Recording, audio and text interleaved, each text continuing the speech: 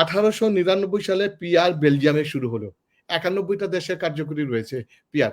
90% দলগুলো পিআর এর পক্ষে বলতেছে, একটা বড় দল পিআর এর বিপক্ষে বলতেছে। পিআর যদি এতই খারাপ হয় তাহলে তো পিআর এর ত্রুটি যে অসুবিধাগুলো জনগণের সামনে তুলে ধরতে হবে এবং পিওরলি সোললি অ্যান্ড অনলি যদি জনগণের জন্য রাজনীতি করেন, রাজনীতির কথা বলেন, তাহলে দেখবেন যে ওই যে আপনি বললেন প্রতীক ওখানে ব্যক্তির নাম থাকবে, ওখানে সিল মারা সম্ভব হবে। এটা একটা নতুন, আপনি ভাই পিআর এর কথা আমরা তো নতুন বাংলাদেশই চাচ্ছি, আমরা তো আগামী বাংলাদেশ নতুন স্বপ্ন দেখছি।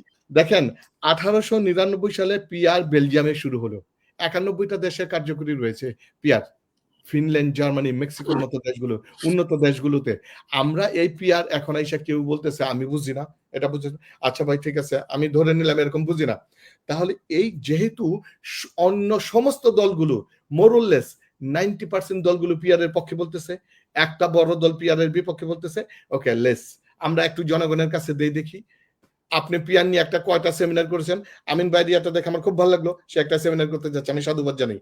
আপনি কয়টা সেমিনার করেছেন, কয়টা সিম্পোজিয়াম করেছেন, কয়টা আর্টিকেল লিখেছেন পিয়ার এর পক্ষে? আমি যতগুলো আমি আমি আমি মাহবুব বলতেছি, আমি পিয়ার নিয়ে বিপক্ষে লিখুক না, বিপক্ষেও করুক সেমিনার, অসুবিধা কি? এক্স্যাক্টলি আমি পিয়ার নিয়ে যতগুলো পড়াশোনা করেছি, আমার যতগুলো লেকচার রয়েছে বিভিন্ন প্ল্যাটফর্ম, এগুলো একটাও না পিয়ার।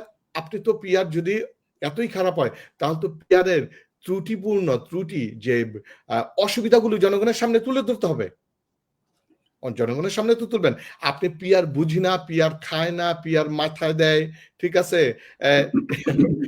কথাগুলো এগুলো একেবারে nonsensical, it doesn't make any sense.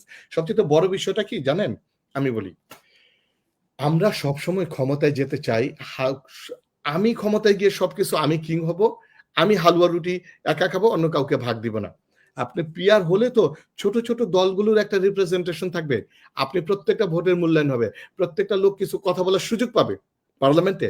এটা দেখেন বিএনপি, আমি এই আজকের টকশোর এই প্রথম বিএনপির নামটা নিলাম, এটার নামটা না নিলেও ভালো হতো।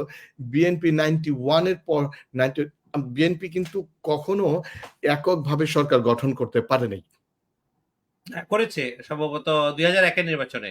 আরে কি বলেন, ওখানে জামাতের সাহায্য ছাড়া, শুনেন আজকে যে আমরা যে 3টা নির্বাচনের কথা বলতেছি, ফ্রি ফেয়ার ক্রেডিবল, প্রত্যেকটা নির্বাচনে জামাতকে লাগছে 91, 96, 2001। কিন্তু এখন এই যে জুলাই বিপ্লবের পরে this is the first time আসছে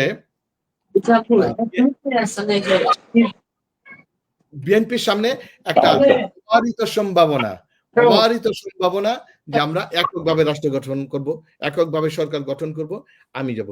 তাহলে সেখানে যদি এককভাবে সংখ্যাগরিষ্ঠ হয়ে এককভাবে যদি সরকার গঠন করে এবং সবাই বলা হচ্ছে ল্যান্ডস্লাইড ভিক্টরি হবে, ল্যান্ডমার্ক ভিক্টরি হবে, ওভার 280+ সিট হবে, এটাই যদি হয় তাহলে ওখানে মেজর আফসারি ভাইরা কেন একটা আসন দিতে যাবে?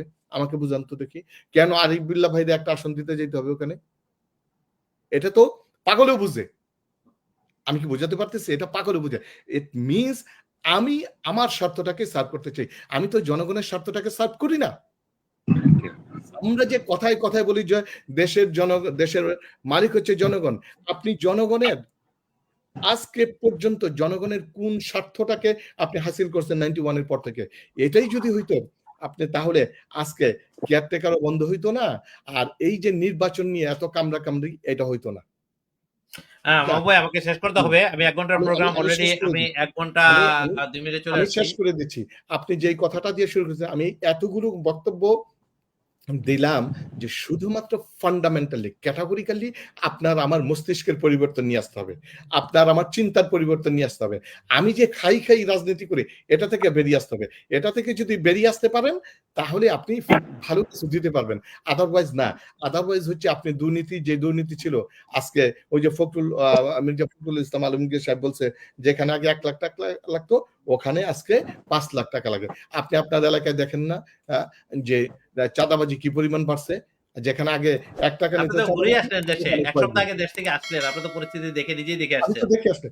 তো ভাই দেখেন, আমরা যদি সত্যিকার আসলেই একটা জনগণের বাংলাদেশ চাই, একটা যদি আসলেই স্বপ্নের বাংলাদেশ চাই, তাহলে আমাদের রাজনৈতিক দর্শনের কিছু পরিবর্তন নিয়ে আসতে হবে।